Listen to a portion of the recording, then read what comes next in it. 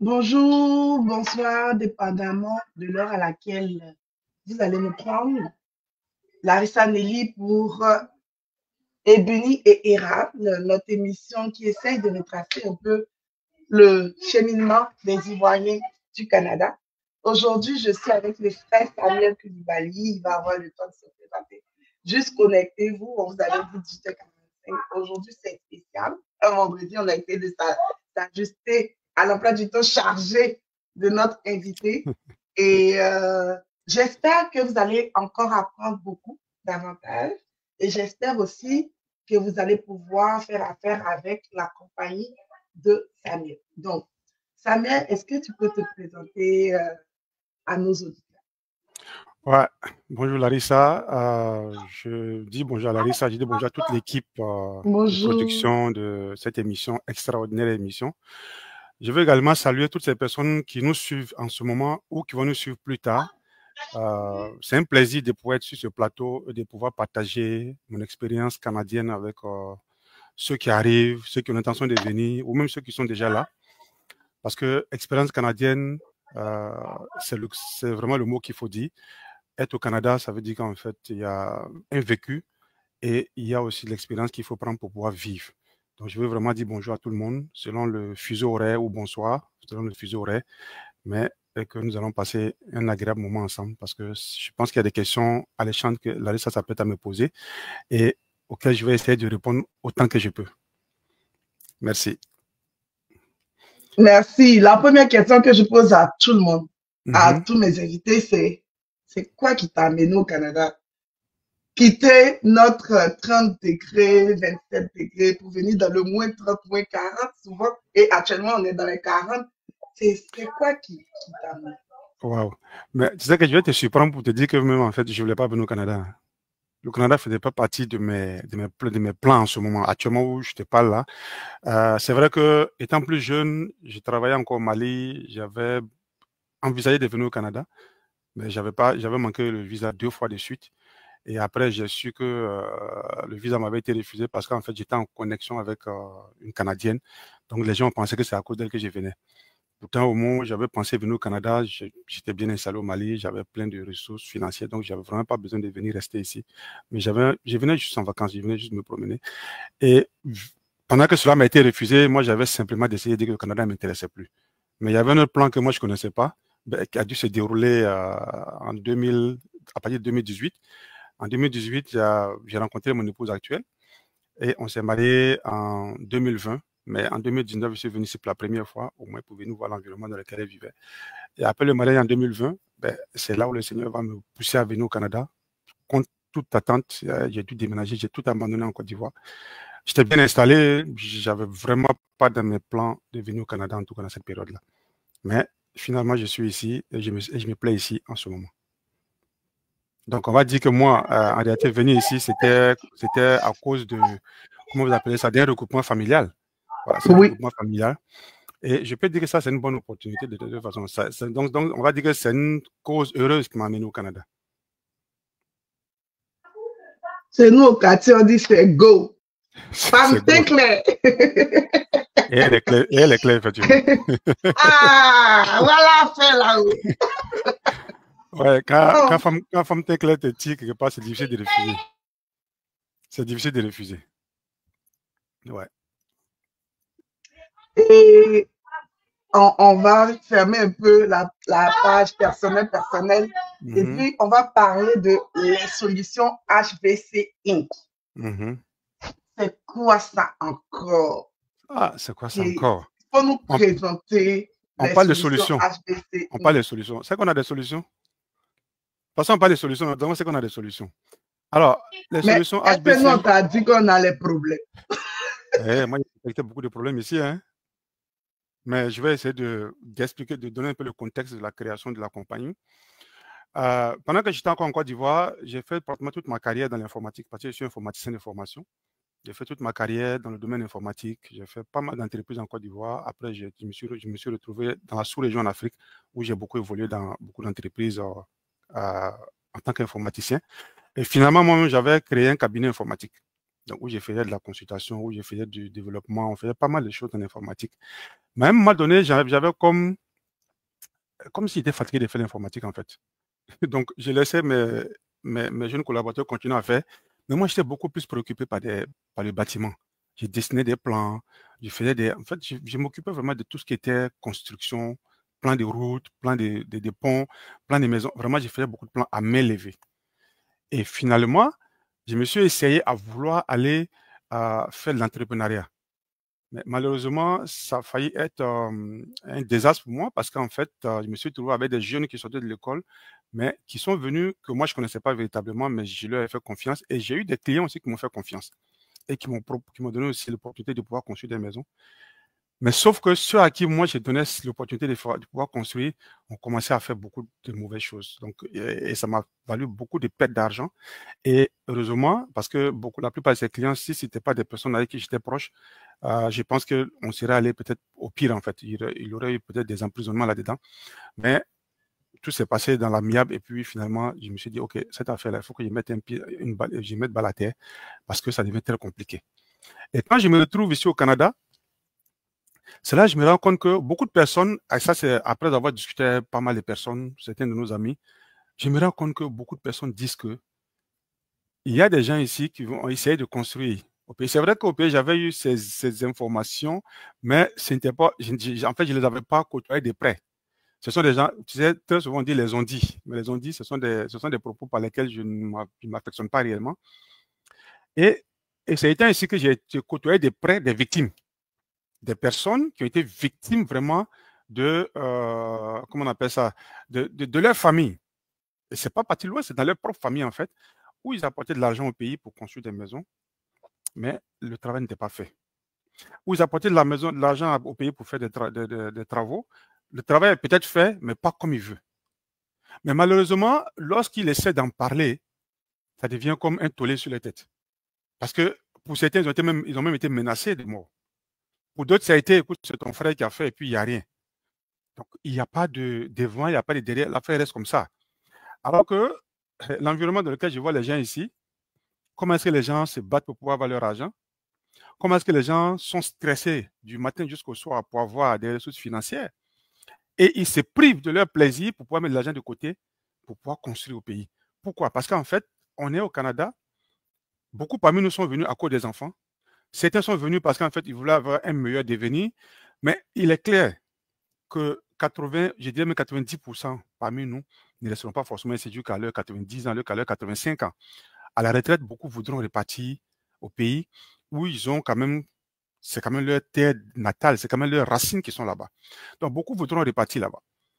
Mais tu imagines, tu viens faire, je vais dire, 20 ans, 30 ans au Canada et tu repars en Afrique et tu dois aller louer une maison. Ou tu dois l'habiter chez tes parents, ou tu dois l'habiter chez quelqu'un. Donc, beaucoup ont le désir, le profond désir de vouloir construire.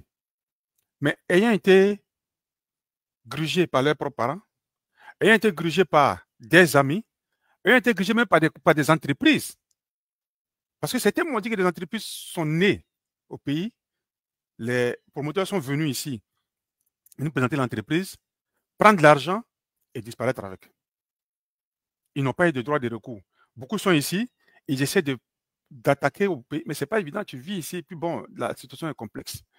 Donc, lorsque nous avons vu tout ça, et moi, avec mon désir de vouloir, je vais dire, continuer dans mon amour de la construction du bâtiment, alors j'ai décidé d'aller faire une formation pour comprendre un peu comment le bâtiment fonctionne en fait.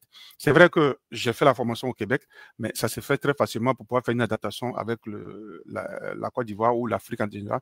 Parce que ici, ça s'est fait en bois, mais en Afrique, ça s'est fait en dur. C'est très facile à faire. Les bases sont les mêmes. C'est juste que les matériaux qu'on va utiliser sont différents et ça va changer les réalités. Mais c'est sûr que ce n'est pas moi qui serai sur le terrain parce que j'ai une équipe à laquelle je travaille. Moi, j'ai appris comment est-ce qu'il faut dessiner un plan, comment est-ce qu'il faut imposer un plan sur un terrain. Ça, j'ai réussi à le faire. Et en ce moment, ils sont en train de finaliser maintenant un diplôme en tant qu'entrepreneur général. Mais lorsque j'aurai fini ça, donc je pourrais continuer à travailler au Québec ici, mais lorsque je vais en Côte d'Ivoire aussi, il y a des équipes qui travaillent, mais je saurai comment coordonner l'activité des gens. Donc, la solution HBC est venue parce qu'en fait, nous avons vu un problème où des gens veulent construire, mais ils ne savent plus à qui faire confiance. Donc, nous apportons la solution à ces personnes-là pour leur dire HBC International est incorporé d'abord au Québec, au Canada, est incorporé ici avant de pouvoir avoir une filiale technique en Côte d'Ivoire. Donc, si Larissa aujourd'hui veut construire à Abidjan ou elle veut construire à Boaké, elle n'a pas de problème parce qu'en fait, elle va contacter HBC au Canada, elle signe un contrat canadien. Elle signe un contrat canadien et même ces décaissements qui vont être faits seront faits au Canada. Maintenant, HBC a mis en place un mécanisme qui lui permet de transférer des fonds de ses comptes du Canada vers la Côte d'Ivoire. Et maintenant, la filiale technique en Côte d'Ivoire maintenant va construire la maison de Larissa selon le plan qu'elle aura validé. Parce que moi, je suis dessinateur, donc moi, je peux dessiner un plan que tu vas valider. Et à partir de là, maintenant, les techniciens vont sortir les plans d'exécution et à partir de là, on va construire ta maison. Donc, voilà comment HBC est né. Voilà comment est-ce que nous apportons la solution. Et nous croyons que tout Ivoirien aujourd'hui qui rêvait de pouvoir construire une maison en Côte d'Ivoire où il pourrait aller se reposer après ses années de travail au Canada, a la possibilité de contacter les solutions HBC aujourd'hui et pourrait être satisfait de son investissement. C'est très, très intéressant. Je vais revenir un peu sur la partie où tu es allé à l'école ici. Je me posais cette question par rapport aux matériaux de construction parce que tu as fait un peu une encoche. Donc, quand tu parlais, tu as parlé des matériaux de construction. Moi, je sais qu'il y a des cités en bois au pays. Par exemple, nous, on était du côté du Fridi. Donc, Fridi, c'est lieu qui a été construit, je pense, par les Français et autres, qui est une cité complètement en bois. Au plateau, on nous avait parlé aussi, je ne sais pas si c'était vers la Sorbonne ou vers Cité Ran. La Cité Ran, oui, il y a une cité en bois là-bas, effectivement. Oui, toute une cité en bois. Et puis, c'est des maisons où nous, on avait des amis que quand on partait, il fait pratiquement jamais chaud. Si on t'a pas dit que nous, je veux dire, c'est longtemps après, même quand on a su que c'était bois. On n'a jamais su que c'était bois. Ouais. Mais jusqu'à présent, ces cités-là sont là et c'est encore bon. Donc, ma question, vu que tu as parlé un peu des matériaux qui changent, je me demande, mais pourquoi est-ce qu'on ne construit pas en bois en Côte d'Ivoire, par exemple? Alors, la question, c'est de savoir pourquoi est-ce qu'on construit en bois au Québec déjà. Oui. Lorsque tu vois le mur de bois que tu vois au Québec ici, c'est un mur avec un creux à l'intérieur. Avec des couches.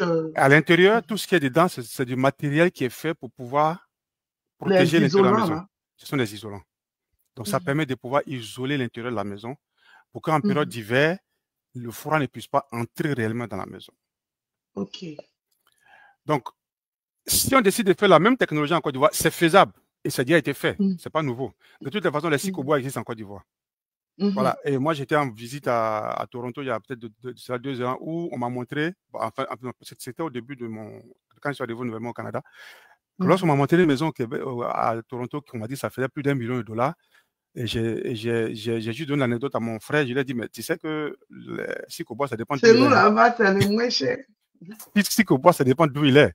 En Côte d'Ivoire, quand on te donne Sikobois, c'est parce que les gens, on voit ça pour des gens qui sont moins nantis. Mais ici, le monsieur, il a une maison en bois et puis ça coûte plus $1 million. Donc, ça, je lui ai dit, mais tu sais, ça dépend d'où on se positionne, c'est là qu'on donne la valeur qu'on veut. Donc, au pays, effectivement, on peut décider de construire en bois, mais ça veut dire qu'il faut que tu sois prêt à savoir que le bois n'a pas la même résistance que comment on appelle ça, que les briques. Le ciment, les briques. Le ciment, les briques. C'est pas la même résistance. Mais c'est sûr que le coût de production d'une maison en bois est beaucoup moins élevé que le coût de production d'une maison en dur. Maintenant, quel est l'objectif que tu vises en mettant une maison en bois? Si tu décides, par exemple, que ce soit une maison de campagne où tu n'es pas en permanence et que tu vas y aller à des occasions bien précises, à des périodes de l'année bien précises, oui, tu peux le faire. Il y a des fermes, aujourd'hui en Côte d'Ivoire, à Yamoussoukro, ça existe, il y a des fermes où les gens ont construit en bois. Il ne veut pas investir beaucoup trop dedans parce qu'en fait, ce n'est pas sa maison principale, ce n'est pas sa maison primaire. C'est une maison secondaire pour lui. Donc, il ne voit pas l'intérêt d'investir beaucoup plus. Par contre, lorsqu'il construit ce type de maison, ben, il met tout ce que tu peux imaginer comme étant, comment j'appelle ça, décoration intérieure. Comme tu l'as dit, si tu vois, tant qu'on ne te dit pas que c'est une maison en bois, tu ne le sauras pas parce qu'en fait, la décoration extérieure comme intérieure va venir fermer le bois que tu vois. Donc, c'est vraiment décoré de la bonne manière. Et ça fait partie de nos projets aussi, parce que nous, notre responsabilité ou nos projets, c'est de faire en sorte que celui qui a vécu au Canada ici, lorsqu'il va repartir en Côte d'Ivoire pour vivre dans une maison pour le reste de ses jours, qu'il se sente à l'aise comme un plan qu'il a connu au Canada. Voilà pourquoi est-ce que le dessin des bâtiments que moi j'ai appris au Canada ici devient intéressant pour nous. Donc, si toi, tu vas aller, par exemple, tu peux me dire, écoute, Samuel, moi, je veux que la maison dans laquelle j'ai habité au Canada ici toute ma vie, je veux reproduire la même chose en Côte d'Ivoire. Mais pour que j'ai pu dessiner cela, il faut que je connaisse la maison. Il faut que je sache comment ça s'est fait au Canada. Je sais qu'on va faire un sous-sol, on va faire un rez-de-chaussée. Peut-être que si tu veux, tu peux faire un en hauteur encore si tu veux. Mais tout ça, ça signifie qu'en fait, on va devoir dessiner pour toi. Et à partir du moment où tu vas valider le dessin, c'est en ce moment-là qu'on va construire. Mais on construira avec le matériel que tu veux, en fonction de tes besoins. Voilà. Mais si on décide de mettre du bois, ça veut dire qu'en fait, il va falloir qu'on trouve du bon bois et qu'on peut se traiter justement. Parce que si on te met du bois et que tu es dans une zone où il y a des termites, si ce n'est pas traité, ben, en ce moment, ça veut dire que les termites vont bouffer ta maison. Et ou alors, tu seras obligé de traiter ton bois de façon continuelle. Mais non, si on décide de faire un bois, il y a forcément un traitement préalable qu'on va faire. C'est une étude de sol qu'on va faire d'abord pour s'assurer que ce n'est pas une zone où les termites sont présents. Et si c'est le cas, il va falloir déminer la zone d'abord, s'assurer qu'on a détruit toutes les rennes des termites qui sont là avant de pouvoir construire. Parce que l'ennemi du bois, c'est les termites. L'ennemi du bois, c'est les termites. Ben après, maintenant, ça va dépendre maintenant de l'utilisation de la maison. C'est vrai que, ayant vécu au Canada, on a appris à faire attention au feu. Parce que le bois aussi, il a pour ennemi le feu. Voilà. Mais si je reviens avant de fermer, comme je te disais, par exemple, la cité CIE, bon, on appelait ça ESTI, qui est devenu CIE. Oui. Mais c'est des maisons où les gens vivent tout le temps, depuis toujours, et qui est encore là. Je ne sais pas c'est quel bois d'œuvre qu'ils ont utilisé. Je ne sais pas s'ils continuent de traiter, mais je sais que ça date de l'époque. Parce que ce qu'on nous a dit, ça date de l'époque des Français. Ils les ont construits. Et jusqu'à aujourd'hui, je ne sais plus si les agents qui sont dedans sont propriétaires, parce que je te dis ça. Nous, on est nés pour trouver, on a quitté là-bas, jusqu'à aujourd'hui, c'est encore là. Donc, je ne sais vraiment pas ce qu'est-il, même au plateau, à la Stérane, je ne sais pas ce qu'est-il de bois, mais je pense que c'est quelque chose qu'on peut creuser parce que c'est des choses qui sont là depuis peut-être 1960, 1980. Mais ça fonctionne, c'est des maisons. Oui, mais c'est sûr qu'en Côte d'Ivoire, on a plusieurs variétés de bois, par exemple. On a plusieurs variétés de bois. Je ne suis pas sûr que le Canada soit beaucoup plus fourni en bois que la Côte d'Ivoire. Ce n'est pas une recherche que j'ai encore faite, mais c'est quelque chose qu'on peut vérifier. Mais je sais qu'il y a beaucoup de bois en Côte d'Ivoire. Et c'est sûr que si nous voulons construire comme ça, vous voyez, pour faire la charpente d'une maison, on utilise beaucoup le bois. Mais oui. Alors, donc, il s'agira maintenant de regarder, est-ce que si on veut aller dans ce registre-là, est-ce qu'on pourrait utiliser le même type de bois? Je sais qu'il y a un bois qui est beaucoup présent en Côte d'Ivoire, qui est l'iroko, par exemple. Est-ce que ce type de bois pourrait être l'iroko? Est-ce que ce type de bois pourrait être un bois différent? Mais ça, ce sont des études qu'on pourrait mener. Si on tombe sur un client qui décide de pouvoir construire un bois, ben, c'est sûr que nous n'allons pas lui dire oui tout de suite. Donc, on ira faire des études pour s'assurer qu'effectivement, son projet peut être viable. Mais une chose est sûre, on est ouvert à toutes sortes de demandes. On est vraiment ouvert à pouvoir faire toutes sortes de propositions des clients. Et à partir de là, maintenant, on va agrandir en fait le cercle. Mais pour le moment, c'est sûr que l'idée principale d'un premier temps, c'est de se dire qu'on veut pouvoir construire des maisons qui soient confortables pour tous ceux qui sont ici. Parce qu'en fait, l'idée principale, c'est de construire pour les gens qui ont vécu au Canada et qui voudraient un jour aller résider en Côte d'Ivoire. Ça, c'est la première clientèle, mais il peut y avoir aussi de la clientèle qui dit, moi, je suis au Canada, je veux pouvoir faire des affaires à Abidjan, je veux construire un immeuble où je veux faire des locatifs et autres. Ben, ça aussi, c'est une possibilité. Donc, lui, il n'a pas forcément besoin que ce soit un plan qui soit canadien. Il a besoin que ce soit un plan qui soit ordinaire comme tout le monde. Et en ce moment-là, il veut pouvoir faire un immeuble qui soit locatif. Ben, en ce moment-là aussi, on a des propositions aussi pour ces personnes-là. Et je pense que chacun pourra avoir pour son compte là-dedans. À ce jour-là, vu que je renchéris un peu sur ce que tu as dit, à ce jour, c'est quoi que propose ou offre comme service les solutions HBC? Les solutions HBC offrent une multitude de services qui touchent tout ce qui est l'immobilier. C'est vrai qu'on a un volet informatique, parce qu'on fait de la formation toujours, on a un volet informatique sur lequel je ne suis pas trop axé actuellement, parce que comme je l'ai dit tantôt, j'en ai fait pendant longtemps, mais aujourd'hui, c'est devenu pour moi comme, bon, on va dire, un élément que j'ai aimé pendant longtemps. Donc, s'il y a l'opportunité, je vais le faire. Si quelqu'un me demande de dire que j'ai un réseau à configurer, j'ai besoin de quelqu'un, c'est vrai que je mettrai un de mes collaborateurs dessus, mais ce ne sera pas vraiment la priorité pour moi. Mais aujourd'hui, nous avons orienté nos ressources et nos compétences dans tout ce qui est immobilier. Alors, tout ce qui est immobilier, ça commence avec les terrains. Vous voyez, les terrains, ça commence avec les terrains. Et Dieu seul sait les différents défis qu'on a avec les terrains en Côte d'Ivoire aujourd'hui. Dieu seul sait les différents défis que beaucoup de personnes qui sont au Canada aujourd'hui ont avec les terrains en Côte d'Ivoire. Plusieurs personnes sont au Canada ici aujourd'hui. Ils sont propriétaires d'un terrain en Côte d'Ivoire, mais ils n'ont jamais vu le terrain. Ils n'ont jamais eu les papiers de terrain. Ils n'ont jamais eu accès, mais ils ont payé. Vous voyez, ils ont payé, il y a eu des litiges et c'est resté comme ça. Donc, premièrement, nous, ce qu'on essaie de faire, on essaie de proposer à la population, ou du moins à nos compatriotes ici, des terrains qui sont déjà viabilisés. Ce que j'appelle viabiliser, ça peut être des terrains qui sont avec attestation villageoise ou des terrains qui sont avec ACD. Ça, c'est les deux options qui sont vraiment claires. Mais il arrive aussi pour ceux qui veulent avoir un terrain, mais qui ne sont pas pressés et qui veulent se donner du temps, de pouvoir dire, OK, moi, j'ai pas beaucoup d'argent, mais je ne suis pas pressé à avoir un terrain maintenant. En ce moment-là, on a aussi la possibilité de pouvoir investir dans un lotissement. Mais ça, c'est sûr que vu que tu n'es pas pressé, tu prends ton temps et tu attends. Parce que dans un lotissement, qu'est-ce qui va se passer? On va commencer le lotissement, on va finir faire tout le travail à faire, les gens vont déposer la documentation et puis après, les lettres d'attribution vont sortir. Donc, ça s'appelle l'aide d'attribution, mais avec la nouvelle loi maintenant, où les nouveaux documents viennent maintenant, donc ça va dire que tout terrain qui va être viabilisé maintenant va venir avec les nouvelles normes, en fait, maintenant. Donc, à ce niveau-là, on travaille de concert avec des géomètres qui sont sur place et on s'assure de pouvoir avoir des terrains qui sont vraiment dans des bonnes normes. Donc, ça, ce n'est pas vraiment notre cœur de métier, mais on peut aider dans ce sens-là. Mais il y a un volet que nous sommes en train de développer actuellement, vu qu'on apporte des solutions. Et nous sommes rendus compte qu'il y a beaucoup d'Ivoiriens au Canada ici qui ont des terrains à litige en Côte d'Ivoire. Et vu le temps qu'ils passent en Côte d'Ivoire, ils ne peuvent pas poursuivre ces dossiers-là de façon, de façon continue. Donc, ils arrivent, peut-être s'il fait 2 semaines, 3 semaines, il va peut-être mettre le feu en guillemets pendant 2 semaines. Mais après, il revient. Ben, le feu s'éteint à nouveau et il doit attendre encore et ça devient un petit recommencement. Donc, nous, ce que nous sommes en train de faire, on est en partenaire avec un cabinet juridique en Côte d'Ivoire. On est en train de vouloir prendre des attaches pour que, toujours étant ici, quelqu'un qui est ici nous donne mandat pour que nous puissions aller suivre ces dossiers pour pouvoir aller trouver son dossier, son terrain qui est bloqué quelque part, ses papiers qui n'avancent pas, quelqu'un qui allait construire sur son terrain sans raison valable, mais il ne sait pas quoi faire. Tout ça pour pouvoir aider, comment est-ce que nous pouvons aider ces personnes à pouvoir rentrer en possession de leurs biens. Donc ça, c'est un service qui est en cours, ce n'est pas encore totalement terminé. Donc, ce n'est pas un service qu'on offre à ce jour, mais je pense que d'ici la fin de l'année, c'est un service qu'on pourra offrir de façon légale. Par contre, ce qui est faisable aujourd'hui, nous pouvons dessiner un plan pour quelqu'un, pour Larissa. Et Larissa a un terrain en Côte d'Ivoire, elle veut construire, ben, on fait le plan, elle valide le plan, on lui fait un devis en fonction du plan qu'elle a validé. Une fois que le devis est validé, ben, en ce moment-là, maintenant, on rentre maintenant dans la phase de construction de sa maison. Ça peut être aussi que Larissa n'a pas de terrain, mais elle veut acheter un terrain et puis elle veut construire. Donc, on lui propose des terrains. Elle choisit le terrain qu'elle veut en fonction du quartier où elle veut, ou bien de la ville où elle veut. Elle choisit le terrain. On va valider le terrain avec elle. On fait la transaction pour que le terrain porte son nom. On lui fait le plan. Elle valide le plan. On construit pour elle. On lui donne les clés de sa maison.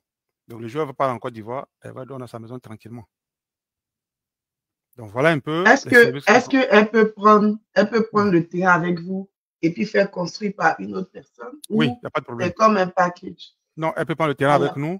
Elle peut prendre le terrain avec nous puis construire avec nos personnes. Peut-être qu'elle a son frère qui fait la construction, mais elle n'a pas assez confiance pour qu'il achète le terrain. Ou peut-être qu'elle a vu une bonne opportunité de terrain qui se trouve avec nous. Oui, elle peut prendre le terrain avec nous et puis faire construire par une autre personne. Tout comme elle peut nous demander de lui faire un plan. On fait le plan et puis finalement elle dit, bon, ok, le plan est beau, vous avez fait un bon travail. Mais je crois qu'il y a mon mari qui a son cousin qui fait la construction. Donc, je vais lui demander de construire. Il ne sait pas dessiner, mais il peut construire. OK, il n'y a pas de problème. On lui donne son plan, elle paie les frais du plan, et puis elle va faire construire ailleurs. Ça, c'est fait aussi. Ou alors, elle peut venir avec son plan aussi. Elle peut venir avec son plan aussi, et puis on peut construire pour elle. Voilà, il n'y a rien qui est fermé vraiment. Comment faire pour voir, par exemple, les terrains que vous avez? Alors, pour voir les terrains que nous avons une liste de terrains qui sont disponibles en fonction des zones. Donc, qu'est-ce qu'il faut faire, c'est de nous contacter, soit par email, soit par téléphone. Et en ce moment-là, on pourra mettre à disposition, en fonction de la zone que la personne sollicite, on pourra mettre à disposition ces différents éléments. Mais là, nous sommes en train de travailler sur une mise une mise à disposition publique sur le site web. Sur Que les votre gens site. qui viennent sur le site web puissent avoir accès aux différents plans et puis aux différents terrains qui sont disponibles. Et même les plans des maisons, on va mettre certains plans des maisons sur notre site. On est encore en train de travailler. Je rappelle que la compagnie est encore jeune. Voilà, donc nous sommes en train de travailler encore. Oui.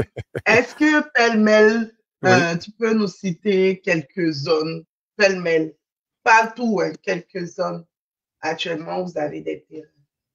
Ben, on a des terrains un peu partout en Côte d'Ivoire aujourd'hui parce que, comme j'ai dit, on travaille avec des géomètres. Et vous savez que les géomètres, Ok. les géomètres sont déjà organisés en Côte d'Ivoire.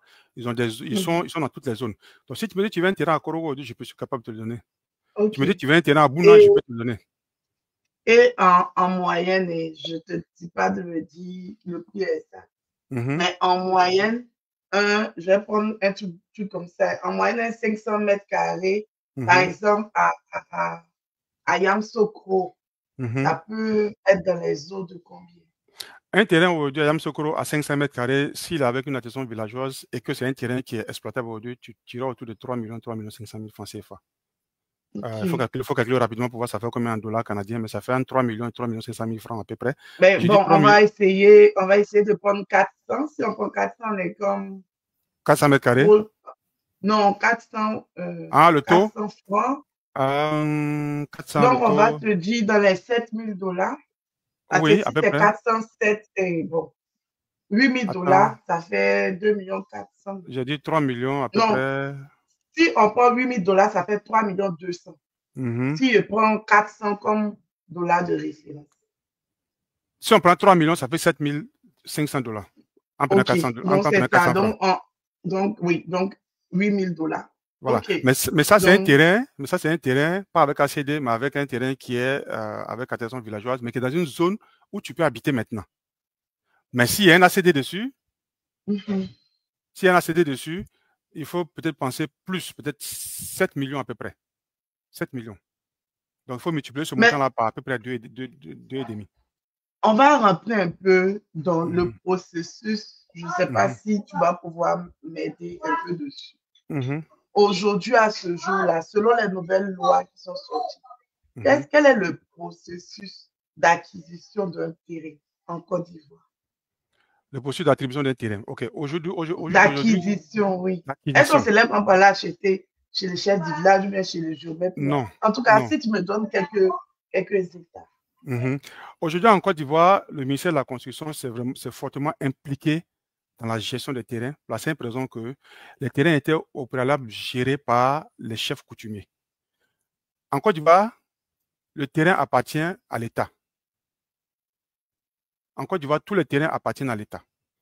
Mais l'État avait donné la gestion des terrains aux différents responsables coutumiers en fonction des zones qu'ils occupaient. Donc, ce qui faisait que quand tu prenais Morofé, le chef du village de Morofé gérait tous les terrains qui étaient à Morofé, à Yamsokro. Mais l'État s'est rendu compte qu'il y a beaucoup de désordre dedans. Ce que j'appelle désordre, c'est que lorsque un chef est là aujourd'hui, il va faire des morcellements, il va vendre des terrains, et lorsque lui part, son équipe qui vient trouve que le morcellement que l'autre a fait n'était pas bien fait, soit les zones qu'il a touchées qui n'étaient pas les zones qui étaient adaptées aux villageois. Donc, il va refaire un nouveau morcellement. Donc, ce qui va faire que les mêmes terrains qui ont été attribués à quelqu'un seront réattribués à une autre personne encore. Donc, le ministère de la Constitution aujourd'hui a décidé de mettre la main là-dedans et de faire en sorte que tous les terrains qui ont été morcelés une première fois reçoivent automatiquement un numéro. Et un numéro qui sera unique. Et c'est ce numéro unique qui va sur ce terrain-là comme étant un numéro, comme la NAS au Canada. Chaque individu c'est une NAS, un numéro qui est infalsifiable où il n'y a pas de doublon dedans. Donc, tous les terrains aujourd'hui, à partir de maintenant, en Côte d'Ivoire, détiennent des numéros qui font que dans le système cadastral central du ministère de la Construction, ces numéros-là sont répertoriés. Et quand on soit un numéro qui est à Yamsokro, tu ne verras pas un deuxième numéro pareil en Côte d'Ivoire. Donc, si toi, tu as acheté un terrain et que ce numéro-là est sur ton ADU, donc ce numéro-là va permettre maintenant de pouvoir, je vais dire, identifier ce terrain partout où tu iras. Donc, personne ne pourra avoir ce numéro et on ne pourra pas faire un autre document officiel avec ce même numéro encore dans l'administration ivoirienne. Donc, ce qui fait qu'au jour d'aujourd'hui, quand tu vas acheter un terrain aujourd'hui, la plupart du temps, même nous, quand tu vas venir nous voir, on va peut-être faire la transaction, on va passer par un notaire. Donc, il faut passer par un notaire. et c'est le notaire qui va valider les ventes parce que le notaire va prendre les dispositions pour aller faire toutes les vérifications. Même nous qui allons te représenter, toi tu es au Canada, tu vas acheter en Côte d'Ivoire et tu veux acheter un terrain. Nous, on va aller, on a des notaires, on a un notaire avec qui on travaille au Canada ici, mais on a aussi, en Côte d'Ivoire, on en a plusieurs, on n'a pas qu'un seul. On a plusieurs notaires avec qui on travaille. On va leur dire, OK, on a un terrain dans telle zone, le notaire va aller vérifier tous les documents. Et quand lui va mettre son sceau pour dire que moi, j'ai vérifié, c'est bon, c'est en ce moment-là que nous, on peut donner le quitus au client pour dire, tu peux payer le terrain. Parce que nous sommes intermédiaires. Mais quand le client paye ce terrain-là, avec toutes les normes, les nouvelles normes dont tu parles, le client, ce terrain vient avec un numéro qui fait que lorsqu'il va finir d'avoir son document officiel que le gouvernement, que l'État, que la ministère de la Constitution va lui donner, personne ne pourra avoir ce même document-là encore. Voilà. Je ne sais pas si j'ai répondu correctement à ta question. Tu as bien répondu. Donc, ça veut dire que aujourd'hui, selon ce que je t'entends dire, c'est assez difficile de frauder quelqu'un sur un terrain. Oui, je peux dire oui et non en même temps. C'est l'être humain a la capacité de pouvoir toujours réfléchir pour trouver comment sortir de la faille, comment trouver les éléments pour sortir du système qui a mis en place pour pouvoir éviter de la magouille. Les gens sont parfois orientés sur ce qui fait le mal, très souvent, malheureusement.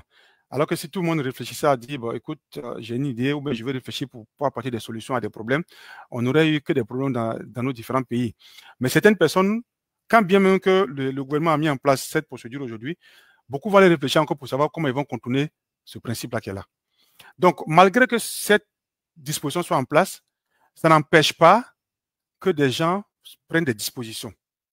Ça n'empêche pas que les gens fassent des contrôles. Parce qu'au jour d'aujourd'hui, effectivement, comme je l'ai dit, demander à HBC d'acheter un terrain pour toi en Côte d'Ivoire, HBC va prendre des dispositions pour aller vérifier le terrain avant de venir te le donner. Mais toi aussi, tu as la possibilité aussi de vérifier. Si HBC vient te dire qu'on a vérifié le terrain, bon, le terrain fait telle superficie, il est bien situé, il n'y a pas de nom dessus, tu as la possibilité toi aussi d'appeler quelqu'un à Abidjan pour dire, écoute, voilà, tu peux vérifier ce terrain pour savoir comment c'est. Et mieux encore, au jour d'aujourd'hui, sur le site du ministère de la Construction, on peut vérifier les numéros de terrain. Oui, avec cette nouvelle disposition qui fait que chaque numéro est identifié de façon unique. Aujourd'hui, si toi, tu vas dans un poste de police et qu'un policier a accès à ton numéro à ton numéro d'assurance sociale, il a toutes les informations sur toi. Il suffit qu'il rentre dans la base de données, il a toutes les informations sur toi. Et ce sera pareil aussi maintenant quand tu vas aller dans n'importe quel bureau du ministère de la Construction. Et même, ils ont élargi, il y a certaines informations qui sont disponibles de façon publique sur leur site web. Tu rentres sur le site, tu rentres le numéro dont on parle, tu dois pouvoir avoir toute l'historique du terrain. Même si le terrain est passé en différentes mains, c'est-à-dire que Larissa a acheté, Samuel a acheté, Odette a acheté, Karim a acheté, Roger a acheté, puis finalement, c'est arrivé sur Boli. Quand Boli va voir tous ceux qui sont passés là, il va savoir que le terrain a été vendu au moins 5 fois avant d'arriver sur lui. Logiquement, c'est ce qui doit être fait. Et c'est ce que je pense qui est fait dans la base de données. Alors, donc, tu as la possibilité de faire toutes ces vérifications-là parce que nul n'est à l'abri de quelque chose qui peut lui échapper. Nous, on va faire des contrôles. Le notaire va faire des contrôles. Mais toi qui achètes aussi, tu as le droit de faire des contrôles aussi pour t'assurer que tu n'es pas en train de te faire gruger. Voilà. Mais il y a un élément complémentaire que je vais ajouter qui fait que, vu que LHBC est au Canada, s'il y a un conflit ou un litige, ben, c'est plus simple pour toi de pouvoir gérer ça au Canada ici. Tu n'as pas besoin de prendre un billet d'avion pour aller à Abidjan à chaque fois pour aller mettre le feu pour essayer de voir où c'est tout ton terrain, où c'est tout ton argent. LHBC est une compagnie de droit canadien. Donc, tu vas poser ton problème ici, tu sauras où aller, et puis bon, les choses vont se régler par des tribunaux. Voilà, mais on espère qu'on n'aura pas à régler des situations catastrophiques comme ça. On aura plutôt à aller discuter avec nos avocats pour pouvoir faire des bons contrats pour nos clients. Voilà. À l'entame de l'émission, tu avais parlé d'entreprises que tu avais entendues parce que tu nous avais dit pourquoi et comment est née les solutions HBC. Mais tu nous avais parlé aussi du fait que tu avais entendu qu'il y avait des gens qui avaient grugé des gens à cause du terrain, des entreprises même qui avaient été créées spécialement pour gruger des gens. Oui. Quelles sont les garanties que nous donnent les solutions HBC? Pourquoi est-ce qu'on doit faire affaire avec les solutions HBC et pas un autre? C'est une question profonde. Hein? D'accord. Alors, Pourquoi je pense que ce serait mieux de faire affaire avec LSHBC au lieu d'une autre entreprise peut-être qui est installée en Côte d'Ivoire? Tout simplement parce qu'en fait, la première chose, c'est de dire, moi, je vis sur le sol canadien ici. Je vis sur le sol canadien. Larissa, si tu n'es pas contente, tu peux prendre ta voiture et puis en 2 heures de temps, tu es chez moi. J'ai dit ça parce que je connais chez toi. Donc, ça veut dire que toute personne qui est au Canada ici peut avoir accès à moi quand il veut, quand elle veut, pardon. Ça, c'est vraiment des relations à relations. Mais la compagnie étant une compagnie de droit canadien, même si tu viens que je ne veux pas te recevoir, tu as un recours, tu peux partir, porter plainte et la compagnie sera convoquée. La compagnie sera entendue par les juridictions canadiennes, par les autorités canadiennes. Et je ne pense pas que pour un marché avec un client, je vais disparaître du Canada pour ça. Le Canada m'offre beaucoup plus que pour que je puisse disparaître à cause d'une maison que je dois construire pour quelqu'un. Donc, je pense que la garantie que je donne, déjà, c'est la caution morale de ma personne. C'est la caution morale de ma personne qui est la première garantie. Mais en même temps aussi, j'ai ma famille ici. Je ne vais pas disparaître du jour au lendemain. Donc, la compagnie existe, elle a des actionnaires, elle a des gens qui sont sérieux, qui sont dans la compagnie. Donc, du coup, si la compagnie existe, ça veut dire qu'en fait, il y a quand même un sérieux que nous avons mis dedans. Et nous n'entendons pas vraiment aller faire de la mauvaise prestation pour les gens et puis juste se volatiliser comme ça. Non. Donc, ce qui fait que je pense que quelqu'un qui est au Canada peut nous faire confiance, c'est parce qu'en fait, il a la possibilité de nous retracer, il a la possibilité de porter plainte devant les juridictions canadiennes parce que c'est une entreprise canadienne et je vais dire, droit lui sera fait, naturellement. Et nous, on n'a pas la prétention de dire qu'en fait, qu'on veut prendre l'argent des gens et ne pas faire le travail. Bien plus encore, c'est pas si on veut construire une maison pour quelqu'un qui coûte 10 millions de francs CFA, mais qui coûte 15 millions de francs CFA, on ne va pas, je vais dire, lui demander de nous payer tout l'argent du coup. Si c'est 25 000 $, si c'est 30 000 $ que la personne doit payer, mais les 30 000 $ seront non seulement gérés par un notaire au Canada ici, mais ça sera payé de façon échelonnée en fonction du niveau de construction des différents du projet. Si c'est un bâtiment qui est conçu je vais dire, de 5 pièces, de 4 chambres avec un salon et puis peut-être un jardin, tout ce qu'il veut à l'intérieur, ben, nous, on va lui dire, écoute, tu vas nous payer peut-être en 3 tranches. La première tranche va nous permettre d'arriver à tel niveau. La deuxième tranche va nous permettre d'arriver à tel niveau. La dernière tranche, lorsqu'on te remet les clés de la maison. Donc, au moment où la personne est en train de payer la deuxième tranche, elle a vu les preuves de ce qu'elle. Et nous, à chaque fois qu'on va vouloir demander une deuxième tranche, on va demander au notaire de donner des preuves au client. Donc, il pourra avoir des photos, il pourra faire vérifier le terrain qui a été construit par quelqu'un d'autre en Côte d'Ivoire pour s'assurer qu'effectivement, ce qu'on est en train de dire n'est pas un leurre. Effectivement, son travail est en train d'être fait. Ça va lui permettre de pouvoir passer au prochain niveau de paiement. Donc, pour tout cela, je pense qu'il y a assez de garanties pour que quelqu'un qui veut vraiment construire se dise que je peux faire confiance aux solutions HBC parce que j'ai la solution à tous les défis que j'avais jusqu'à présent.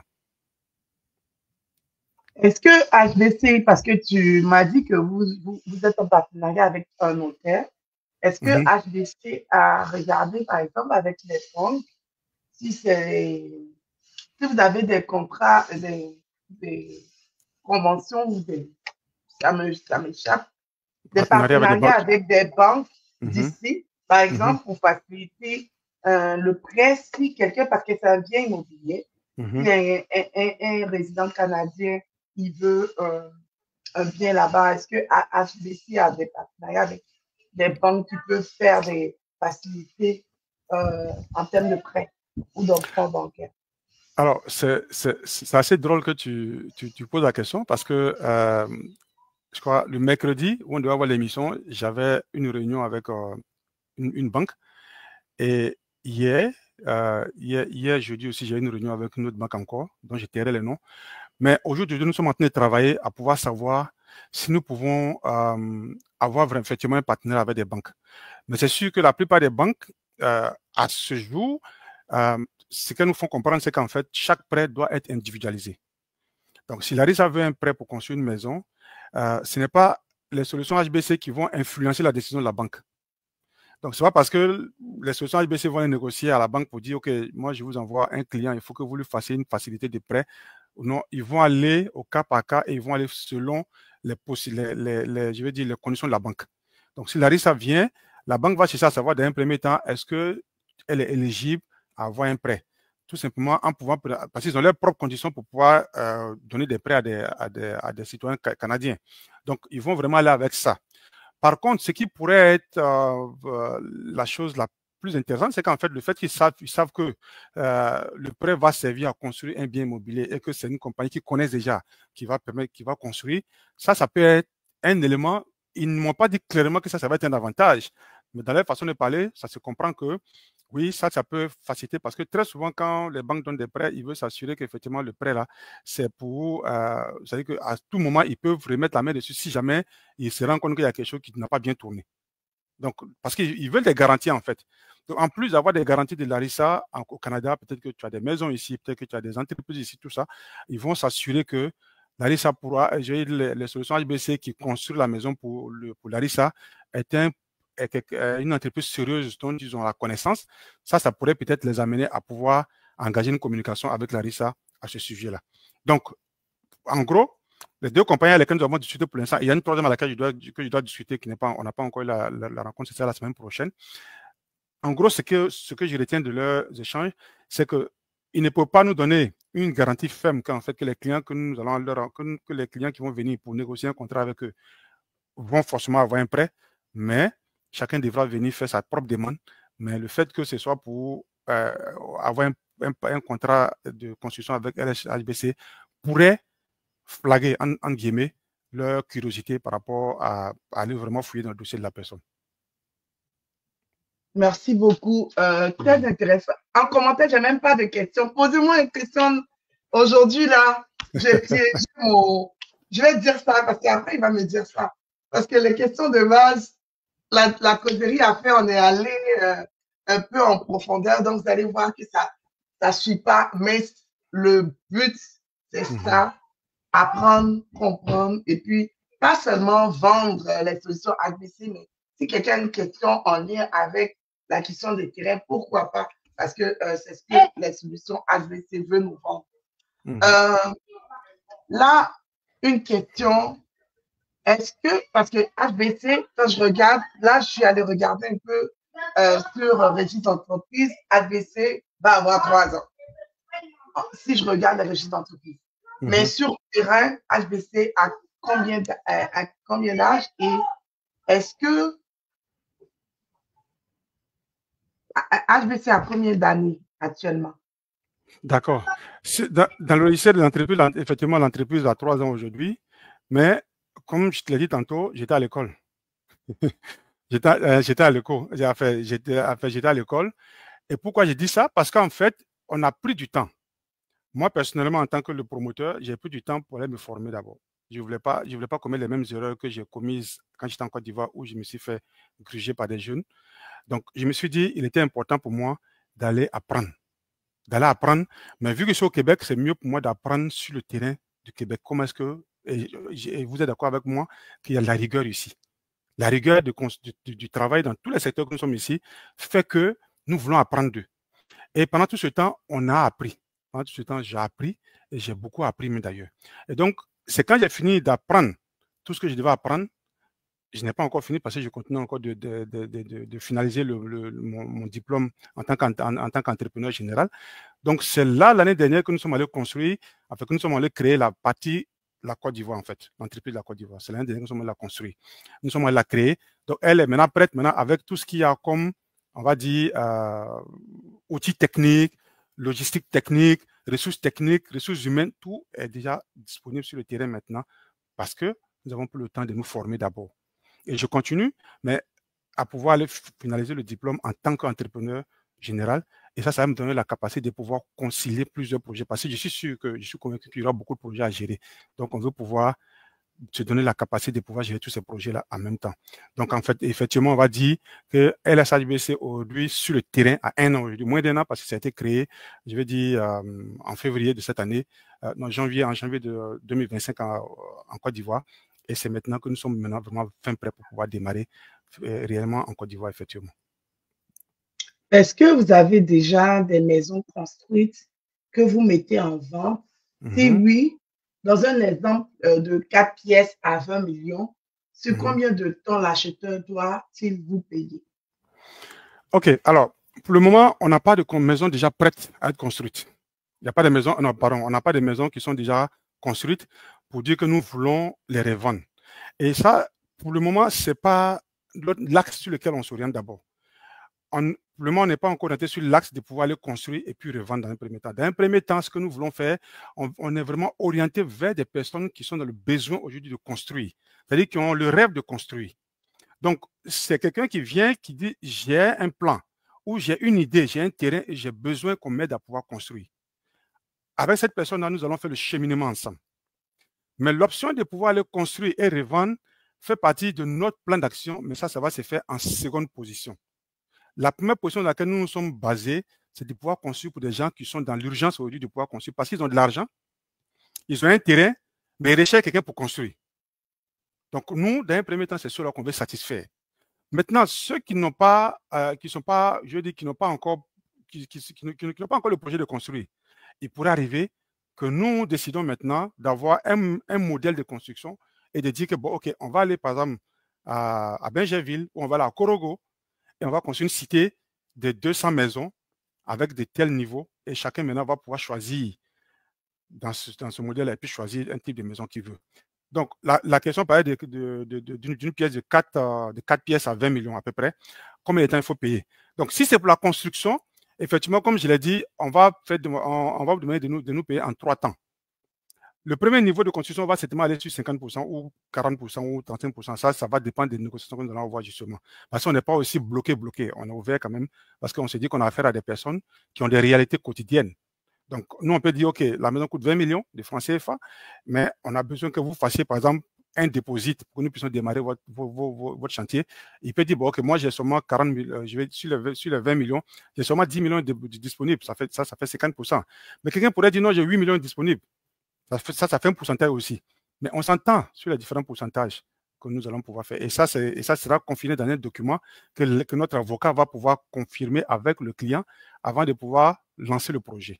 Donc, en ce qui concerne la question de la personne qui vient de poser, que cette personne vient de poser, il n'y a pas un montant, je veux dire, il n'y a pas un montant bloqué. Mais toujours est-il que les paiements se font en 3 tranches. Une première tranche, une seconde tranche et une dernière tranche qui sera pour fermer tout le paiement. La deuxième question dans les commentaires, on l'avait déjà répondu, mais je la repose quand même. Vos terrains sont plus basés sur Abidjan ou vous en avez assez dans les grandes villes du pays? Donc, tu m'avais répondu que vous travaillez avec des géomètres. On travaille avec des géomètres et on vend sur toute la Côte d'Ivoire. Même si tu veux un terrain à Boundiali, d'où je suis originaire, je vais te trouver un terrain à Boundiali. Là, tu vas prendre ton héritage pour donner. Je ne sais pas si mes enfants seront d'accord.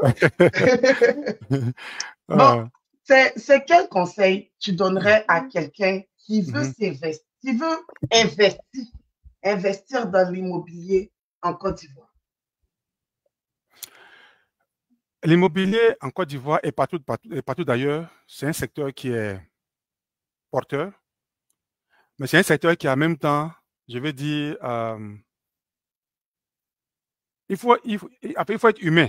Parce que là où je vais le dire simplement, il faut être humain. Pourquoi je dis ça? Il ne faut pas voir la construction d'une maison comme étant un moyen pour avoir de l'argent dans un premier temps. Je vais te choquer en disant ça. Hein. Il ne faut pas voir la construction d'une maison comme étant le moyen d'avoir de l'argent dans un premier temps. Je me dis, moi, quelqu'un qui est ici au Canada et qui veut construire en Côte d'Ivoire, ce n'est pas les ressources financières qui lui manquent, ce n'est pas le terrain qui lui manque, mais c'est juste parce qu'il n'a pas assez de temps pour aller faire ce travail-là. Si moi, Dieu m'a donné la sagesse de pouvoir être capable de pouvoir aider des gens, il ne faut pas qu'en voulant aider celui-là que j'ai dans mon esprit, tout de suite que je veux avoir de l'argent sur lui. Mais je dois plutôt me mettre dans mon esprit que je veux le débarrasser d'un défi, d'un souci qu'il a. Et c'est pourquoi on dit qu'on apporte des solutions. Maintenant, en apportant des solutions, effectivement, on engage des ressources humaines, on engage des personnes pour travailler. Donc, ceux-là, maintenant, il faut qu'on soit capable de pouvoir les rémunérer. Il faut qu'on puisse leur donner aussi leur pain quotidien. Donc, c'est ce qui va faire que ça va coûter quelque chose. Mais en réalité, notre pensée principale n'est pas de vouloir forcément devenir milliardaire tout de suite là-dedans. Ça peut arriver, si Dieu le permet, mais ce n'est pas ça notre obsession première. Pourquoi je dis cela? Lorsque l'obsession première n'est pas cela, ça fait qu'on reste intègre. ça fait qu'on reste honnête. Parce que du moment où ton obsession première est de l'argent, ça va faire que tu seras prêt à faire tout ce que tu trouves sous la main pour pouvoir avoir de l'argent entre les mains de quelqu'un. Et ça fera que tu vas trouver des clients que tu ne vas pas satisfaire. Ça fera que tu vas faire construire des maisons pour des gens avec des murs qui ne sont pas droits. Ça fera que tu vas faire un travail pour des gens avec pas du bon matériel. Donc, à la limite, tu vas te trouver des clients qui sont frustrés, mais tu as déjà pris ton argent. Mais nous ne voulons pas aller dans ce sens-là. C'est pourquoi on dit, sur nos slogans, vous allez voir sur notre site, la satisfaction des clients, et c'est ce qui fortifie notre esprit. Parce que lorsqu'on a un client qui est satisfait, on est heureux dans notre esprit, on est content et on est en vie, je veux dire, on est bien dans la peau. Moi, je serais heureux de construire une maison pour toi. Et puis demain, quand je viens te rendre visite, même pourquoi pas, je peux te rendre visite à la maison. Et puis je suis content de m'asseoir dans la même maison. Et que tu ne me dises pas, l'année dernière, j'ai dû refaire cette maison-là à coût de millions. Quelle honte ce serait de venir m'asseoir dans la maison que moi j'ai construite. Et que tu me dis que l'année dernière, alors que moi, c'est que j'ai construit la maison, ça fait même pas encore 5 ans. Et que tu me dis que la maison, là, on a dû la refaire avec un autre entrepreneur. Et ça nous a coûté peut-être 5 ou 6 millions. Ça serait vraiment honteux pour moi. Tu comprends? Donc, pour moi, la première condition pour que quelqu'un qui se lance dans ce domaine-là, il ne faut pas que son idée principale soit « je me fais de l'argent forcément ». Il faut que tu apportes la solution à des gens qui sont dans un besoin. Il faut que tu sois un élément que des gens veulent pouvoir utiliser pour pouvoir résoudre un problème. Il faut que tu sois une solution aux besoins des gens. Et quand c'est comme ça, en ce moment-là, parfois même, tu vas te rendre compte que des gens même vont te donner de l'argent qui est au-delà même de ce que toi-même tu avais demandé pour la construction. Toi, tu peux me demander de construire une maison pour toi et moi, puis je te fais un tarif. Toi, tu sais qu'en temps normal, ce tarif n'est pas celui qu'il fallait. Mais je me suis juste limité à ce qu'il fallait parce que je ne voulais pas forcément aller puiser dans ta poche. Et j'ai fini de construire. J'étais tellement content que tu me donnes plus que ce que j'attendais. Moi, je n'ai pas de problème. Moi, tant que les gens qui travaillent avec moi sont rémunérés correctement, tant que le matériel a été acheté correctement et que tu es à l'aise dans ce que tu as, moi, je suis serein. Je suis correct parce que je sais que toi, tu vas m'apporter d'autres clients. Pourquoi? Parce qu'en fait, tu es satisfait de la prestation qu'on a eue. Tu es content de ce qui a été fait, donc tu vas apporter de nouveaux clients. Et c'est comme ça que nous visons. Dans le conseil que je vais donner, il faut être intègre, il faut être honnête, il ne faut pas chercher à prendre dans la poche des gens par tout moyen. Et il faut pouvoir se dire que tu as besoin d'être une solution pour les gens. Et si tu apportes la solution au problème des gens, ça fera que ce que tu mets en place va avoir, va se pérenniser dans le temps. Et une compagnie qui se pérennise dans le temps, c'est une compagnie qui devient un empire. Un empire qui devient un élément où tout le monde veut vraiment faire affaire avec eux. Et puis, c'est ainsi que nous disons que nous sommes gagnants. Une autre question dans les commentaires. Faites-vous aussi de la gestion immobilière? Un client qui a déjà un logement, peut-il vous confier la gestion? Oui, c'est en cours. Je pense que d'ici le mois prochain, oui, nous devrons avoir l'agrément pour pouvoir faire la gestion immobilière. Quels sont les projets futurs ou les défis de les solutions HBC? Défi. Défi, déjà, c'est de faire en sorte que la diaspora ivoirienne ici au Canada connaisse notre existence. Et je pense que les émissions comme celle-là sont la bienvenue. Ça nous permet de pouvoir expliquer à tout le monde que HBC, les solutions HBC existent et puis voilà ce qu'elle fait.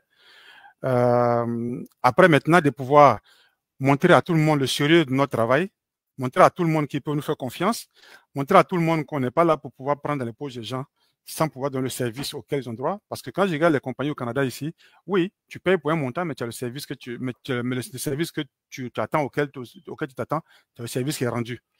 Alors, et maintenant, comme projet futur, immédiat, c'est qu'en fait, ce que nous sommes en train de faire en Côte d'Ivoire actuellement, c'est comme le point de départ. Mais dans notre vision globale, on ne veut pas se limiter seulement en Côte d'Ivoire. Le prochain pays en liste, c'est ça le Mali. Après le Mali, on compte attaquer le Burkina. Après le Burkina, on compte attaquer le Sénégal, le Bénin. Donc, toute l'Afrique de l'Ouest est dans notre viseur parce qu'on s'est dit qu'il n'y a pas que la diaspora ivoirienne qui existe au Canada. Et on ne veut pas juste se limiter aux Canadiens aussi. On va aux États-Unis, on va là en Europe. Parce qu'on s'est dit que les mêmes réalités que nous vivons au Canada ici sont vécues dans tous les pays, je veux dire, où les gens vont souvent comme pour aller se chercher, comme le dit en guillemets, en Côte d'Ivoire. Donc, ça, c'est vraiment nos projets futurs. Et dans 5 ans, moi, je vois les solutions HBC en train de construire pour des Ivoiriens, pour des Camerounais, pour des Guinéens, pour des Béninois, pour des Sénégalais, qu'ils soient au Canada, qu'ils soient aux États-Unis, qu'ils soient en France, qu'ils soient en Angleterre, un peu partout dans le monde entier, mais dans leur pays d'origine.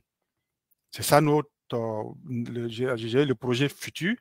Mais le projet immédiat, on est en train de travailler sur un projet immédiat qui est de pouvoir apporter, je veux dire, de la gestion quotidienne des rénovations à notre communauté locale. Qu'est-ce que j'entends par là? Nous sommes en train de recenser aujourd'hui un certain nombre de personnes dans les petits, comment on appelle ça, dans les petits boulots. Les maçons, les menuisiers, les électriciens, des plombiers, qu'on va pouvoir avoir sur une plateforme.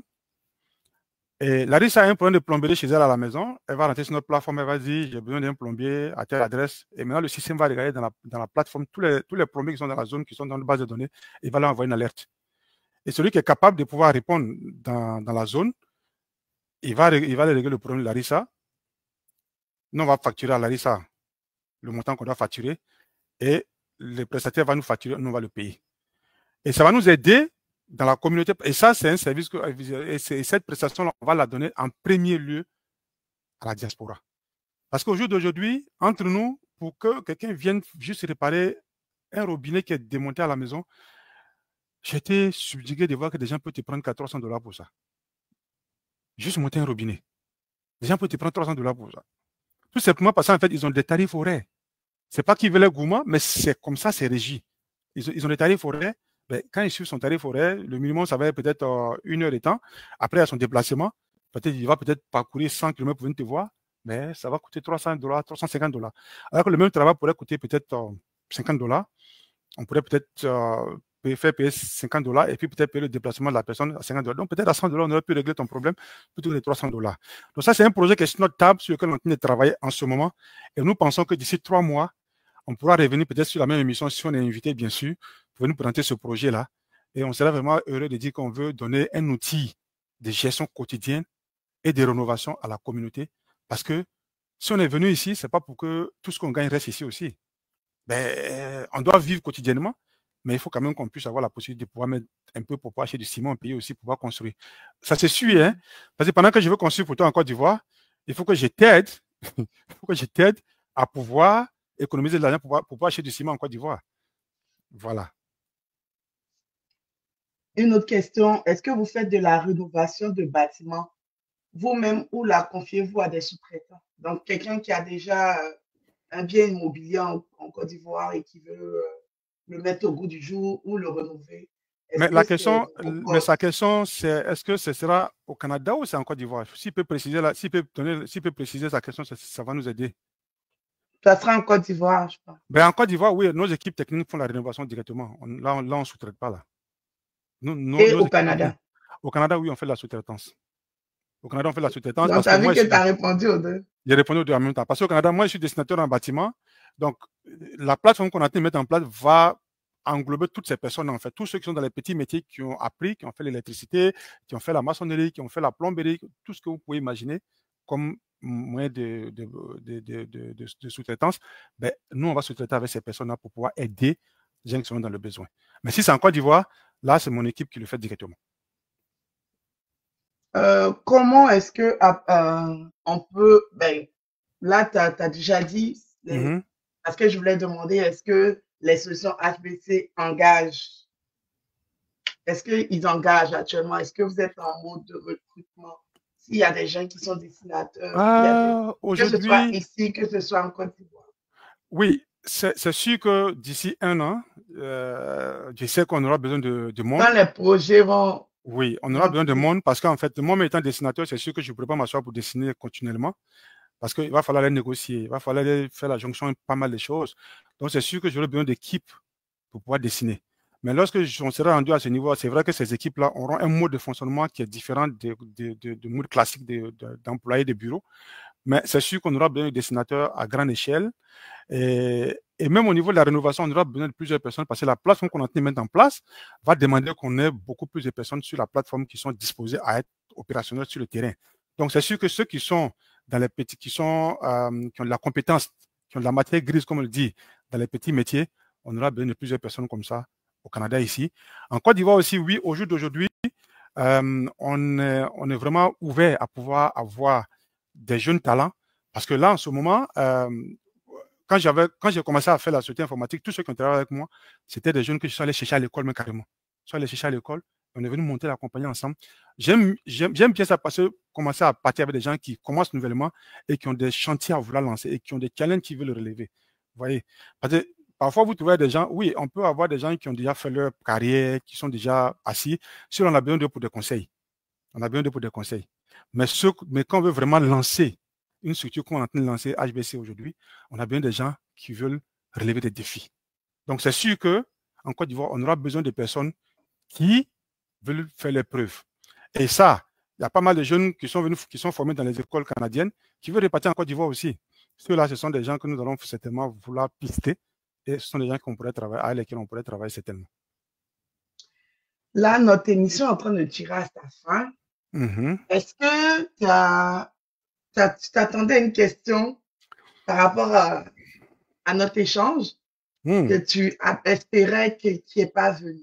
Si oui, c'est laquelle? Et puis si tu peux répondre. J'ai me poser une question moi et puis je réponds quoi. Oui.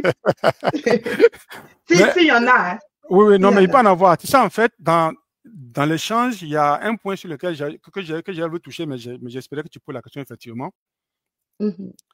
Lorsque je suis arrivé au Canada, c'est vrai que, comme j'ai dit, je suis venu en tant que dans un regroupement familial. Conjoint.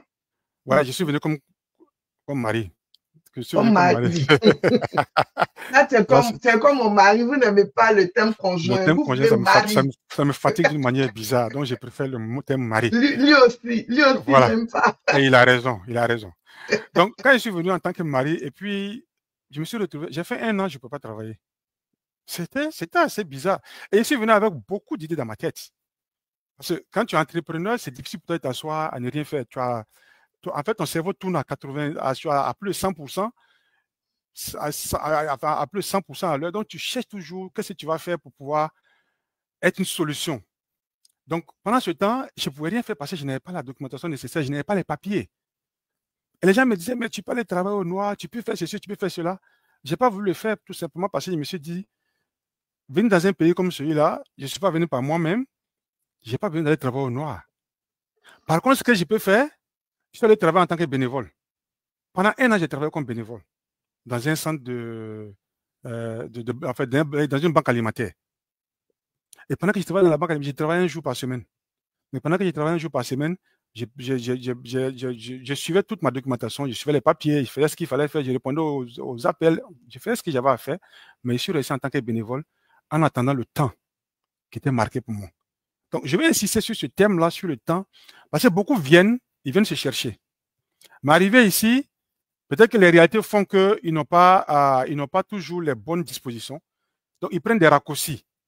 Mais parfois, les raccourcis qu'on prend rendent notre processus plus long. Donc, je veux vraiment donner ce conseil-là pour dire que lorsque tu es arrivé, tu es certainement venu avec des idées. Lorsque tu es arrivé, tu as peut-être prévu faire certaines choses. Prends ton temps. Laisse le temps marqué pour toi arriver avant de pouvoir t'engager à faire quelque chose. Parce que si tu commences à faire des choses avant le temps, tu vas prendre des raccourcis, tu vas tordre le cou des choses et tu vas te retrouver en train de faire des choses qui ne sont pas acceptables. Ces projets que nous développons aujourd'hui, je ne les avais pas en venant, mais quand ils sont arrivés, quand j'ai vu la réalité, j'avais ces projets en tête, mais je n'étais pas prêt.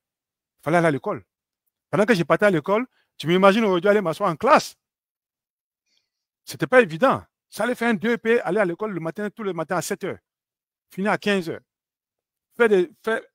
Faire le cours, faire des exercices comme tout le monde, faire les devoirs comme tout le monde. Et les élèves qui étaient dans ma classe, il y avait un seul qui avait pratiquement le même âge que moi, mais j'étais plus âgé que lui d'1 an. Mais tous les autres étaient moins âgés que mon premier garçon. Et on est assis dans la même classe. Ils me posent des questions, je leur pose des questions, ils m'expliquent parfois. Mais ça demande qu'il faut avoir de l'humilité pour descendre, pour accepter ça, parce que tu as un objectif que tu vis, tu te dis, je veux apprendre, je veux connaître. Et même là où ils sont en train de finaliser le dossier, la formation d'entrepreneur général, c'est pareil. Ils ont tous 21 ans, ils ont tous 18 ans, ils ont tous 30 ans. Mais pourquoi je vais avoir... Mais cette fois-ci, au moins, il y a un Ivoirien qui est là avec moi, qui a un peu le même âge que moi. Il a un peu le même âge que moi. Donc, du coup, je ne suis pas trop dépaysé là. Mais je voulais attirer l'attention de tout le monde sur ce point pour dire que venir dans un pays comme le Canada, où il y a beaucoup de potentialités, il y a beaucoup de choses on peut faire, mais il faut faire ce qui est essentiel. Il faut faire ce qui est juste, quand je partais à la banque alimentaire, je n'étais pas rémunéré. Mais en retour, je recevais des paquets de boîtes de nourriture. Ça faisait qu'à la maison, on ne faisait pas d'épicerie pendant un bon moment. Ça aidait. Donc, même si tu ne travailles pas pour mener l'argent à la maison, mais tu amènes l'épicerie à la maison quand même.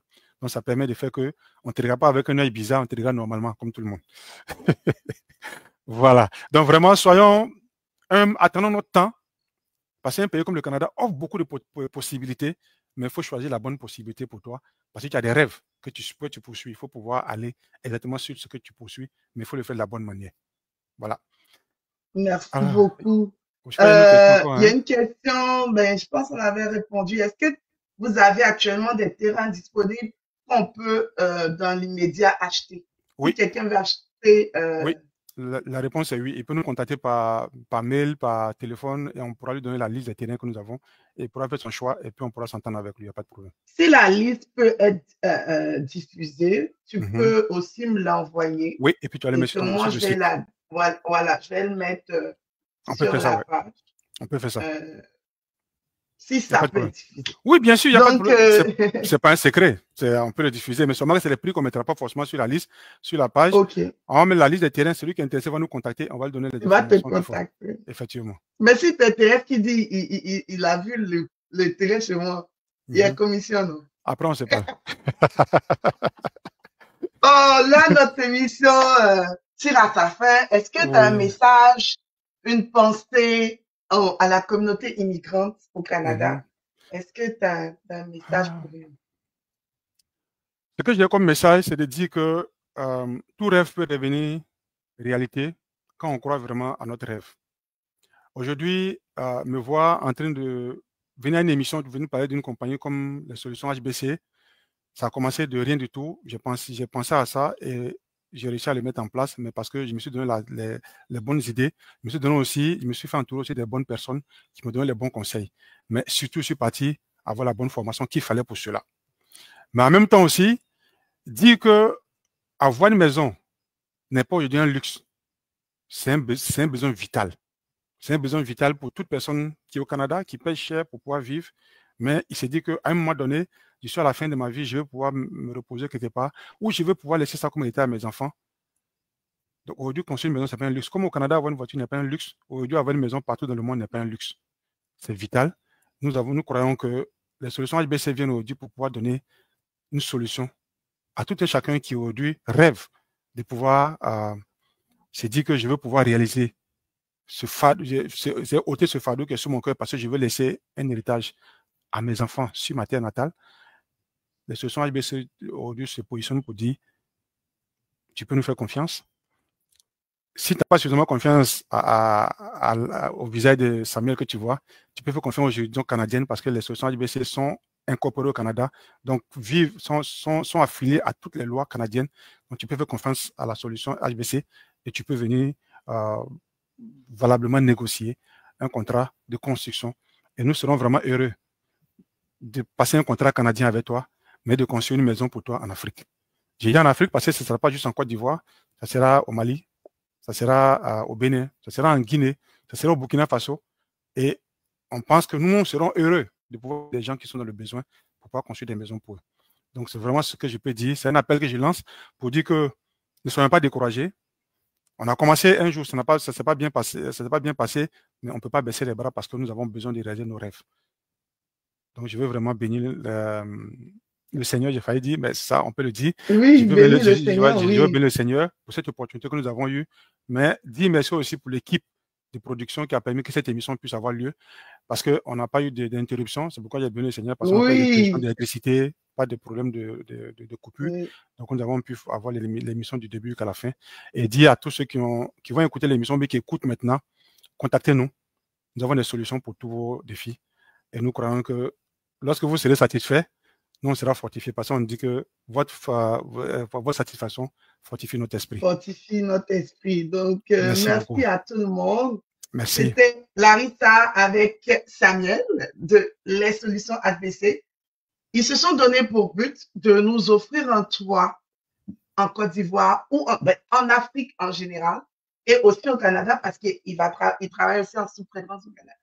Donc, si vous êtes intéressé, si ça vous parle, parce que je sais qu'il y a beaucoup de nos compatriotes qui sont en train de mijoter à l'esprit le retour au pays, mais voilà une porte que vous pouvez essayer.